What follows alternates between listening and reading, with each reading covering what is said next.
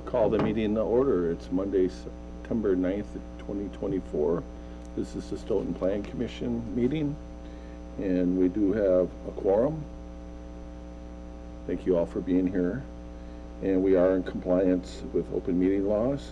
So the first item of business would be the minutes from August 12th of 2024. I would entertain a motion to approve the minutes. Move to approve. Motion by Majewski, a second by Bradford. Any discussion on the minutes? Hearing none, all in favor say aye. Aye. And any opposed? That motion carries. Next item is City Council Representative Report. Alderperson Caravello. And not a lot to report. Only thing is from the August 13th council meeting, Ordinance 16 of 2024 was passed. And that's it. That's it? Okay. Any questions on that? And we have one item, and that's an amendment to approve the SIP specific implementation plan for Kettle Park West, Block 1, 2, 7, and 8. And I'll turn it over to Director Munz Pritchard. So I'm going to go through this, and I know you guys, so again, I know a broken record. I apologize ahead of time. I try to get these reports out within 2 weeks, and then normally that gives the developer time to respond to any questions I have. They did respond. All of this is in your packet as well. I don't know, I'm kind of like, we're not going to go back over the project because everybody is familiar with it. So this is the approval of the SIP. So essentially what I did is I looked through and I was like, okay, these meet the requirements, they don't, these don't. Some of them were just small errors, like for example, the side yard setback was missed on the plans. Those were amended and sent to us in the new one. Let's see, I'm trying to keep it like as fast as possible so you guys don't get bored, and yeah. So obviously the maximum gross density is one of them that you guys approved. This is all known. The 400 square feet, you guys are aware of it, or 4,000 square feet, you guys are aware of this. Minimum side yard setback was shown on the plans, however, side yard setback on the other ones was not shown. They did make this correction. Minimum landscaping, LRS, was 50%. I'm guessing you guys are going to talk about that tonight. I know I had sent stuff to you. The following up with Stoughton Utilities, there's several of these on here. I did reach out to Stoughton Utilities. They provided a memo stating that they're working with the developer. I think that satisfies, especially since it's kind of out of like my personal wheelhouse with that. So the fact that they're making progress in that direction. Let's see, reduction. Looks like it's been accomplished. However, due to scale, it was just hard to tell.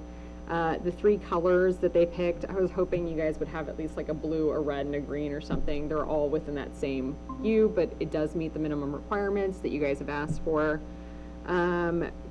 Coverage entering, this is C, and this is one that I think needs to be brought up, and we'll let them discuss it when they come up here. Coverage entry for the twin homes. This was asking for an architectural feature that would have been approved during the SIP. I didn't really see anything provided. Again, we'll let them address that when they get up to speak. From what I'm understanding, they didn't have any that didn't perk for basements. If something comes back and they can't provide a basement, I would like to look just at that one area and amend it from there so we're not stopping the rest of the construction, and that's kind of how I wrote up the planner's report on that. Let's see. They're working with the, to move utilities. Just, I'm sorry, I'm going through homeowners, HOA to be filed with the county register of deeds and a copy to be provided. We do need a developers agreement? I think that I followed up with Rick on that one. I don't know that we need a developers agreement because it's already been signed and in place. The only change is the duplex to the single family. So did you guys have any follow-up questions? I know you guys read my packet intensely and it was really exciting. but I try to just list out the stuff that we looked at and then the responses. And again, I gave them 2 weeks and they did reply with changes that had been made, and some of it was just very small clerical errors, to be honest, so. All right, yes. So I just want to make sure, you just mentioned the 50%, and I looked at it but couldn't tell again from the plan too much. We did move the excess over to the outlots. There was supposed to be some, Yeah, so we reduced the what per I was, lot, yeah, so but- what I understood was that they were asking for a flexibility on this, right now it reads 30% with the zoning, or it did read 30% with the zoning, and then the new requirement was 50. And they didn't want to redo their landscaping plans, which I can understand, but then I was like, okay, come up with the other 20% on the outlots, was Right. what I remember being That's discussed. what came up Yeah. last meeting. Yep, and I think that's what was approved. Yes, it So, was. yep. So that is in their plan.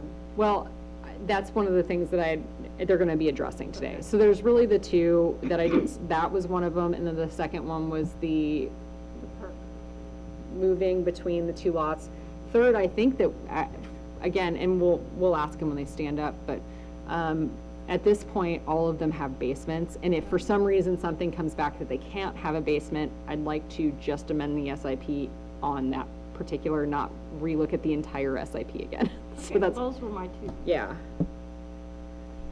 Anybody else have any questions or comments? All right, do you guys have anything you want to share with us tonight? Come on up. You know the routine, right? Push the button, red light comes on. Yep. Yeah, I was gonna say, so Connor Net with Ford Development Group.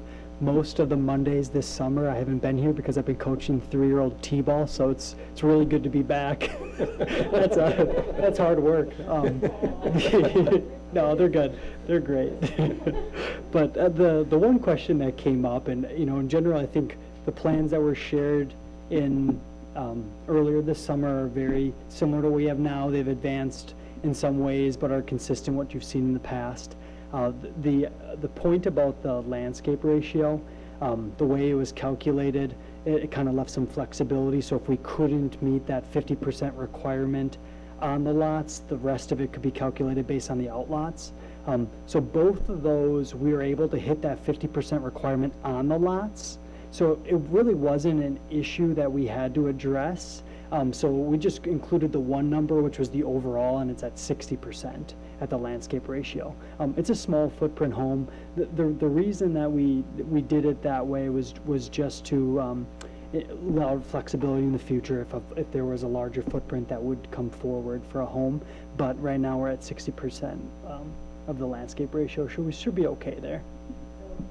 So just more of an FYI, and this is how we're gonna be doing things from here on out in this department, because I don't know anything about landscaping. I know about landscaping, but if you're like, this is this type of tree and this is this, I don't feel very comfortable with that. And so I've talked to Brett, and I'm gonna have their forester go out with Nick, the zoning administrator, when stuff gets put in, and then make sure we're hitting those check boxes, because then we need some kind of record that's showing that it's there. So that's how we're gonna move forward. Right, you have a perplexed look on your face. Yeah, I'm fine. I mean, honestly, the thing is that I don't feel comfortable if they're like, this is this type of whatever. I mean, I would have to pull out my phone and do, I have that app to tell me what stuff is, and I'm not kidding, I would. And so it should really be our forester signing off and being like, this stuff was put in.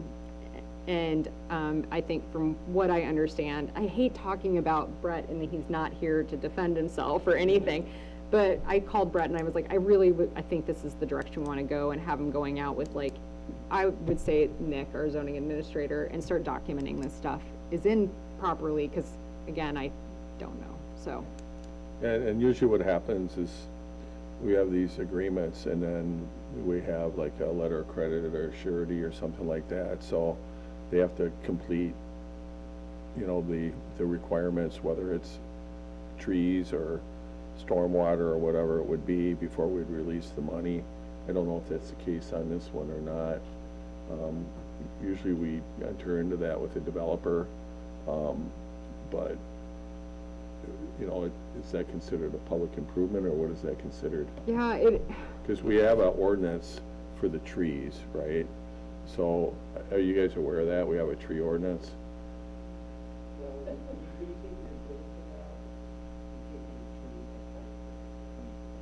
and I know like some of them that, yeah. Yeah, because the ones in the terrace are installed by the city. Yes, yeah. So, Just to provide a little bit of clarity on that one, I think, so this is one of those areas with the original GDP where it's our responsibility to put trees along the terrace because there are no driveways. So there are, the landscape that was installed along Oak Opening Drive was done by the developer, being us.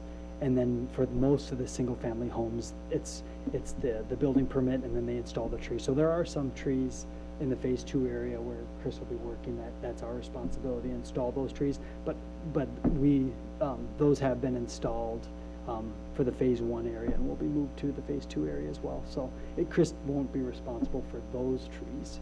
so what he's Because of talking, the alley yeah. lot. Yeah, so what he's talking about is on the alley lot, some of them, the front yard actually is facing an outlot with the path. And those technically are not along a terrace by definition. I'm sure all of this is spelled out in the developer agreement, which I have read like 500 developer agreements probably in the last 3 weeks. And so I cannot pinpoint which one it is off the top of my head, but We'll definitely review that one though, Yeah. so we can provide clarity and we're all on the same page. I do know this is one of them that I've been reviewing recently because of the letter of credit, so. Anything else you guys want to add? Otherwise, I'll open it up for questions for the commissioners. Any questions from the commissioners? Okay, so, in the packet, we have, so it's a resolution, it's not an ordinance, right? Okay. Let's see what's on the other slide. So we do have a resolution in there, so I would entertain a motion to approve it.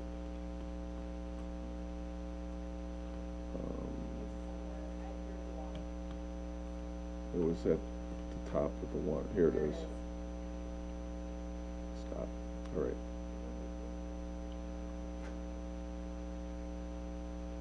It's 06B.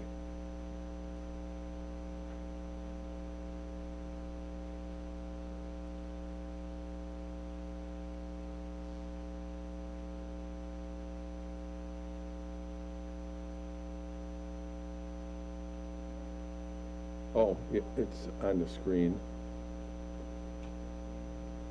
Otherwise, you can look on the TV, if that's easier for you.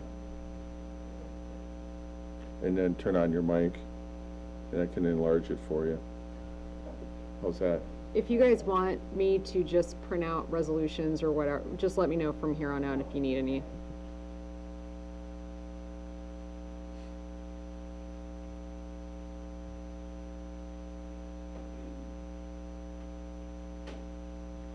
Go ahead. I'll go ahead and move that we accept the resolution. All right, is there a second?